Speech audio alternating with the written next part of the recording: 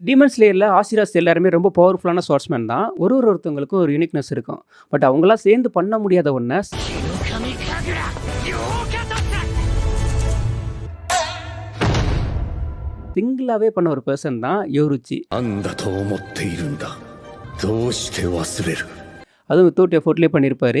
Demon slayer ஹிஸ்ட்ரியிலேயே ரொம்ப பவர்ஃபுல்லான ஒரு ஸ்வாட்ஸ்மேன்னா அது யோருச்சி தான். யோருச்சி தான் ப்ரீத்திங் ஸ்டைலையும் கிரியேட் பண்ணியிருப்பாரு. அந்த ப்ரீத்திங் ஸ்டைலை ஸ்வாட்ஸோட ஆட் பண்ணி என்டையர் பேட்டில் சிஸ்டத்தையே சேஞ்ச் பண்ணியிருப்பாரு. யோருச்சி பவர்ஃபுல்னு சொல்லிட்டு நம்ம எல்லாருக்குமே தெரியும். பட் எந்த அளவுக்கு பவர்ஃபுல் அப்படிங்கிறது தான் இந்த video. This video about Yoriichi. Muzan first டைமாக தாஞ்சிரோ பார்த்தோன்னே அவனுக்கு கல்லு விட்டுரும்.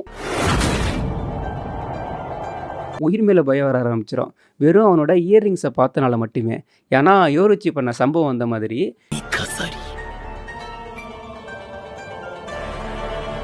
யோருச்சி வந்து ஒரு ப்ராடக்ட்ஜி. பிறக்கிறப்பயே அவருக்கு வந்து டீமன் ஸ்லேயர் மார்க் இருக்கும். அதனால் அவரால் டிரான்ஸ்பரண்ட் வேர்ல்டையும் பார்க்க முடியும். ஸோ இது பேட்டிலில் ரொம்ப யூஸ்ஃபுல்லான ஒன்றா இருக்கும். இவர் ஒரு பர்சனை பார்த்தோன்னையும் எந்த அளவுக்கு பவர்ஃபுல்னு சொல்லிட்டு இவரால் அனலைஸ் பண்ண முடியும். அவங்களோட வீக் பாயிண்ட்டையும் ஃபைண்ட் பண்ண முடியும். ஒரு பேட்டில் நடக்குதுன்னா அவங்க எங்கே மூவ் பண்ண போகிறாங்க அப்படிங்கிறதையும் இவரால் கெஸ் பண்ண முடியும். அதனால் அவங்களோட அட்டாக்கை டாச் பண்ணுறதுக்கும் அவங்கள அட்டாக் பண்ணுறதுக்கும் இவருக்கு ஹெல்ப்ஃபுல்லாக இருக்கும்.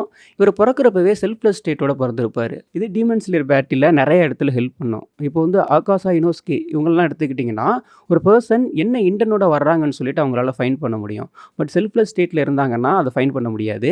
இதனால தான் மூசான் யோருச்சியோட பேட்டில் பண்ணுறப்போ கன்ஃபியூஸ் ஆகிருப்பான். யோருச்சி பிறக்கிறப்பவே ஸ்வாட்ஸை யூஸ் பண்ணி ஃபுல் பொட்டன்ஷியலில் பேட்டில் பண்ணுற ஒரு கெப்பாசிட்டியோட பிறந்திருப்பார். 7 வயசாக இருக்க யோருச்சி ஒன் டே ஃபுல்லாகவே ரன் பண்ணியிருப்பார். எந்த ஒரு ரெஸ்ட்டுமே எடுத்துருக்க மாட்டார். இதே அடல்ட் யோருச்சின்னு எடுத்துக்கிட்டோம்னா 10 டேஸ் வரைக்கும் ஒரு ஃபுட்டு வாட்டர் எதுவுமே எடுத்துக்காமல் அவரால் சர்வே ஆக முடியும். யோருச்சி 7 இயர்ஸாக இருக்கப்போ தான் ஃபர்ஸ்ட் டைமாக ஸ்வாட்ஸை எடுத்திருப்பாரு. அதுக்கு முன்னாடி எந்த ஒரு ட்ரைனிங்குமே கிடையாது. அப்போவே வெல் ட்ரெயின்டு ஸ்வாட்ஸ்மேனை பிளிங்க் ஆகிற செகண்டில் நிறைய இடத்துல அட்டாக் பண்ணியிருப்பாரு.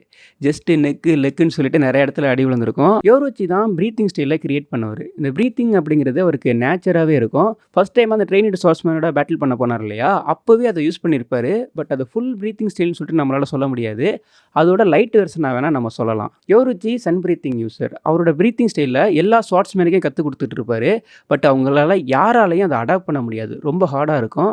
அதனால தான் ஒரு ஸ்வாட்ஸ்மேனுக்கு ஏற்ற மாதிரி ஒரு டைப்பில் ப்ரீத்திங்கை வந்து அடாப்ட் பண்ணியிருப்பாரு. சன் ப்ரீத்லேருந்து வந்தது தான் மற்ற எல்லா ப்ரீத்துமே, வாட்டர், விண்ட், ராக்குன்னு சொல்லிட்டு. இதெல்லாம் ஏன் வந்தது அப்படின்னா இவரோட சன் ப்ரீத்தை அடாப்ட் பண்ண முடியாதனால. பட் அது கமோடோ ஃபேமிலிக்கு மட்டும் அந்த நாலேஜ் இருந்திருக்கும். மேபி அதுலேயும் ஒரு சில பேர் வந்து யூஸ் பண்ணியிருக்கலாம். ஏன்னா இப்போ மூசான் வந்து ஒரு ஸ்டேட்மெண்ட் சொல்லுவான். யோருச்சி டெத் ஆனதுக்கு அப்புறமா மூசான், கொக்குசிபோ அவங்க 2 பேருமே என்டையர் ஜப்பான் ஃபுல்லாகவே சுற்றி யாரோட சன் ப்ரீத் யூஸ் பண்ணுறாங்களோ அவங்க எல்லாருமே கில் பண்ணியிருப்பாங்க. ஸோ அதனால தான் அவனுக்கு வந்து தாஞ்சிரோவை பார்த்தோன்னே ஆச்சரியமாக இருக்கும். யோருச்சி இருந்தப்போ அவர் பொட்டன்ஷியலாக ஸ்வாட்ஸ்மேன் யாருமே இருந்திருக்க மாட்டாங்க. கொக்குசிபோ அவரோட பிரதர் தான். பட் அவருமே ரொம்ப ட்ரை பண்ணாலும் அவரால் யோருச்சி லெவலுக்கு வந்திருக்க முடியாது. யோருச்சி மூசானை ஃபர்ஸ்ட் டைம் பார்த்தோன்னே ஃபைன் பண்ணிவிடுவார். இவனை கில் பண்ணுறதுக்காண்டி தான் நம்ம பிறந்திருக்கோன்னு சொல்லிட்டு. மூசானுக்கு 7 or 5 பிரெயின் இருக்கும்.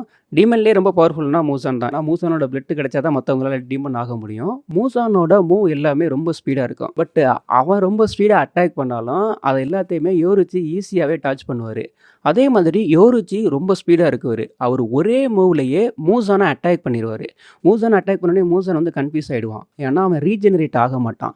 கழுத்தையே கட் பண்ணியிருப்பாரு. பட் அது தனியாக விழுகாமல் அவன் வந்து ஹோல்ட் பண்ணிட்டு இருந்திருப்பான். யோருச்சி யூஸ் பண்ணுற நெச்சரின் பிளேடு வந்து பிளாக் கலர் தான். பட் அவர் தான் ஃபர்ஸ்ட் டைமாக அந்த பிளேடை ரெட் கலராக மாற்றிருந்திருப்பாரு. ரெட் கலர் நெச்சரின் பிளேடு யூஸ் பண்ணி டீமனை கட் பண்ணாங்கன்னா அது ரீஜெனரேட் ஆகாது. இதனால தான் மூசானை அட்டாக் பண்ணி அவன் கன்ஃபியூஸ் ஆயிடுவான்.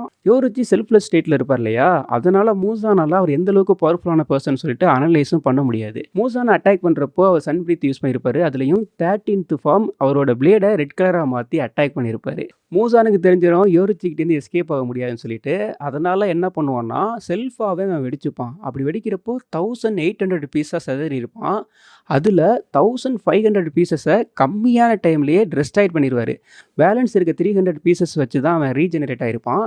மூசான், யோருச்சி அவங்க 2 பேருக்கும் பேட்டில் நடந்து ஒரு ஆஃப்டர் 400 இயர்ஸுக்கு அப்புறம் கூட பேட்டிலில் நடந்த ஊண்டு அவனுக்கு ஃபுல்லாக ஹீல் ஆகிருக்காது. அதோட வீக்னஸை ஃபைனல் பேட்டில் அப்போ தாஞ்சிரோ வந்து ஃபைண்ட் பண்ணுவான். சன் ப்ரீத் வந்து அவனோட செல் எல்லாத்தையுமே அஃபெக்ட் பண்ணியிருக்கோம். அனிமியில் ஒரு சில கேரக்டரோட பவர் அனலைஸ் பண்ணுறப்போ பிரைமாக இருக்கப்போ தான் அவங்க ஓவர் பவராக இருப்பாங்க. பட் யோருச்சிக்கு அந்த மாதிரி எதுவுமே கிடையாது. யோருச்சி 80 வயசானப்போ கொக்குசிபோ அட்டாக் பண்ண வருவார். யோருச்சியோட அட்டாக் பார்த்துட்டு கொக்குசிபோ என்ன சொல்லியிருப்பாருன்னா பிரைமில் எந்த அளவுக்கு பவர்ஃபுல்லாக இருந்ததோ அதே அளவுக்கு இருக்குன்னு சொல்லியிருந்திருப்பாரு. டீமன் ஸ்லேயர் மார்க் அவேக் ஆனதுன்னா அந்த ஸ்வாட்ஸ்மேன் ரொம்ப கம்மியான ஏஜ்லேயே இறந்துருவாங்க. 25, 26 அந்த ஏஜ்லேயே இறந்துருவாங்க. அதனால தான் கொக்குஷிபோவுமே டீமன் ஆயிருந்திருப்பான். ஏன்னா யோருச்சியை தாண்டி நம்ம பவர்ஃபுல்லா ஆகணும்னு சொல்லிட்டு, கியோமி ஃபைனல் பேட்டில் அப்போ அவருக்கு வந்து டீமன் ஸ்லேயர் மார்க் வந்து அவேக் ஆகும். அப்படி அவேக் ஆனதுக்கப்புறம் என்ன மென்ஷன் பண்ணுவாங்கன்னா, இன்னும் கம்மியான டைம்லயே இவர் இறந்துருவான்னு சொல்லிட்டு மென்ஷன் பண்ணுவாங்க. யோருச்சி அந்த மார்க் இருந்தாலும் அவர் டெத் ஆனது பார்த்தீங்கன்னா, 80+ ஏஜுக்கு அப்புறம் தான் அவர் நேச்சுரலா டெத் ஆயிருந்திருப்பாரு. டான்ஜிரோவுமே சன் பிரீத் யூஸ் பண்ணுவான். அதுலயும் 13th ஃபார்மும் அவனும் யூஸ் பண்ணுவான். பட் அவன் மூசானுக்கு அகைன்ஸ்டா 13th ஃபார்ம் யூஸ் பண்ணி அட்டாக் பண்றப்போ, மூசான் என்ன மென்ஷன் பண்ணியிருப்பான்னா, இது யோருச்சி அட்டாக் பண்ணார் இல்லையா, அந்த அளவுக்கு பவர்ஃபுல்லான அட்டாக் இல்லன்னு சொல்லிட்டு அவரு மென்ஷன் பண்ணியிருந்திருப்பாரு. மூசான் யோருச்சிய ஒரு டைம் தான் மீட் பண்ணியிருப்பான். அதிலிருந்து அவன் வெளியில வரவே பயப்படுவான். அதனால தான் அவர் டெத் ஆனதுக்கு அப்புறமா யார் யார் சன் பிரீத் யூஸ் பண்றாங்களோ, அவங்க எல்லாரையுமே தேடி தேடி கில் பண்ணிட்டு இருப்பான். இப்போ ஃபைனலா பேட்டில் பண்ணது பார்த்தீங்கன்னா, நெறைய ஆசிரியர்ஸ் வந்து மூசானோட பேட்டில் பண்ணியிருப்பாங்க. அந்த மூசானும் ஃபுல் பவர்ல இருந்த மூசான் கிடையாது. மூசானுக்கு ஹியூமன் ஆறதுக்கான ட்ரக் குடுத்துருப்பாங்க. அதனால அவன் இருக்க இருக்க வீக் ஆகிட்டு இருப்பான். வீக்கா இருக்க மூசானோட பேட்டில் பண்றப்பவே நெறைய ஆசிரியர்ஸ் டெத் ஆயிருப்பாங்க. இப்போ நம்ம தான்ஜிரோ எடுத்துக்கிட்டோம்னா, தான்ஜிரோ வந்து டீமன் மோடு போயிருவான். டீமன் மோட்ல இருக்க தான்ஜிரோவையும் யோருச்சியும் நம்ம கம்பேர் பண்ண முடியாது. அத கம்பேர் பண்ணி வேணா நான் வேற வீடியோ ட்ரை பண்றேன். யோருச்சி ஒரு மான்ஸ்டர்.